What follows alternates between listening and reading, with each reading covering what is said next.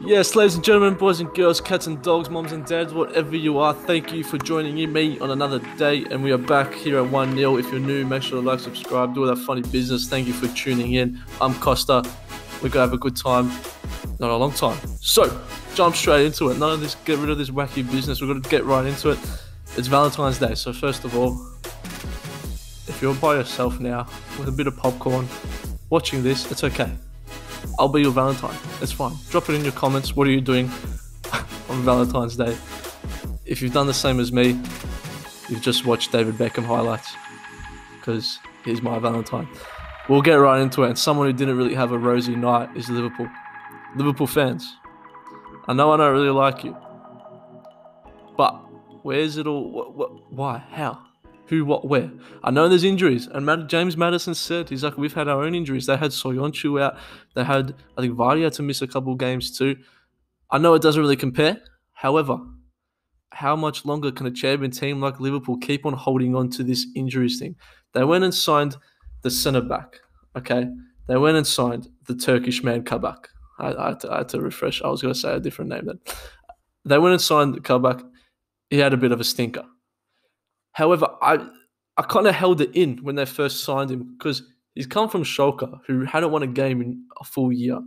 They were down in the dumps in the Bundesliga. He's obviously young a bit too, and was he really going to be that much of an improvement to Fabinho and to Henderson at centre back? Initially, I kind of didn't really think so at all. I do think he'll still turn out to be good because obviously if Klopp to sign him, he's not going to be an absolute stinker. However, did he get a little bit hyped up just because he was signing for Liverpool? I think that probably had a bit to do with it. Alisson, however, Liverpool fans, drop it in, Alisson. The media and fans and other team fans are going to always just paint him out to be a terrible player. He's trash. He's this because his run of form as of late isn't great.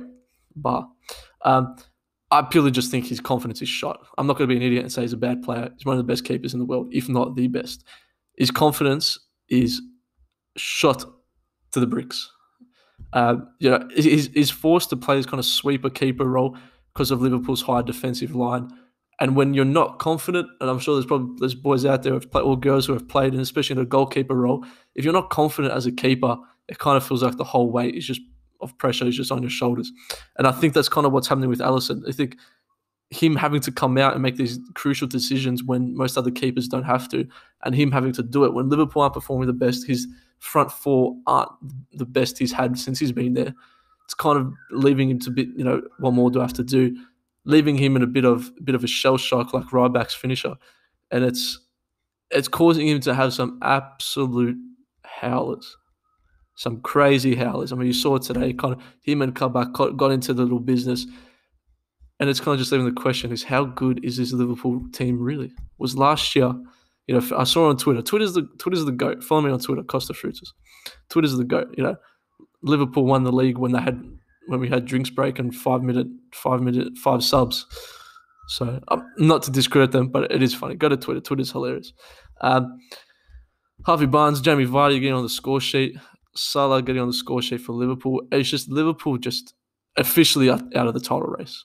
And big fan of the channel, Dimitri Tapatis.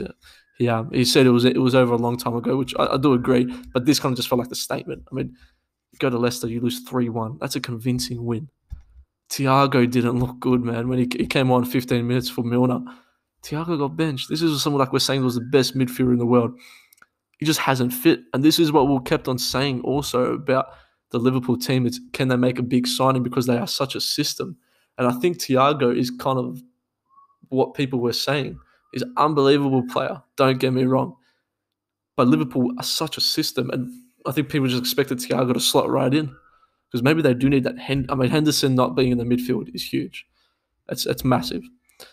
But a good team and a team that was getting compared to the likes of Manchester United, of Fergie's Manchester United, the Chelsea of old, the Invincibles of Arsenal's. I think this year really shows that, let's keep a lid on it. They were unbelievable. They still are a great team. But Klopp needs to find a little bit more oomph. If I'm him now, play Curtis Jones because I think he's an absolute baller. And just see where life takes you because the title race is done. And lads, I'm not going to lie, I'm going to boost my own bubble a little bit. Start of the season, I had Man City first, Man United second, and Liverpool third.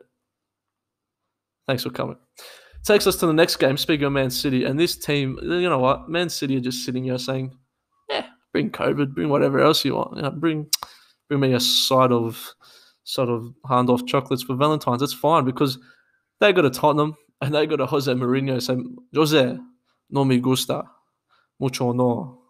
3-0. Rodri scores a pen.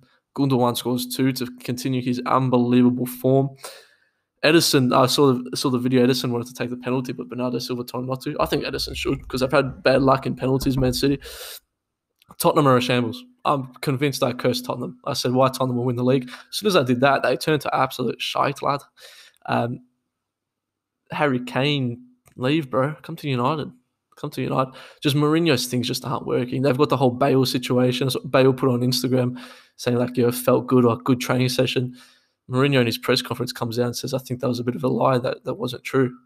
So it's so Spursy. It's so Mourinho. Mourinho's my favorite coach, second favorite coach of all time.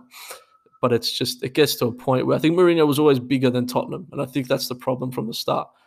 And right now we're seeing he just doesn't have the utensils there. And he doesn't have the ingredients to make a great dish. Whereas Man City, they just got to win the league and turn it into a boring season once again. 53 points. Leicester are second on 46. Man City have got a game in hand. United, if we beat West Brom, which we will go into 48 points.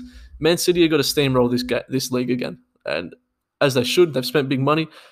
But I've also got to give it to Guardiola a bit because he's really had no number 9. I mean, Jesus has, yes, here and there. Foden has been unbelievable. But look, Man City, they're just got to do their business. 3-0 win. Leave in the comments, is anyone going to stop Man City?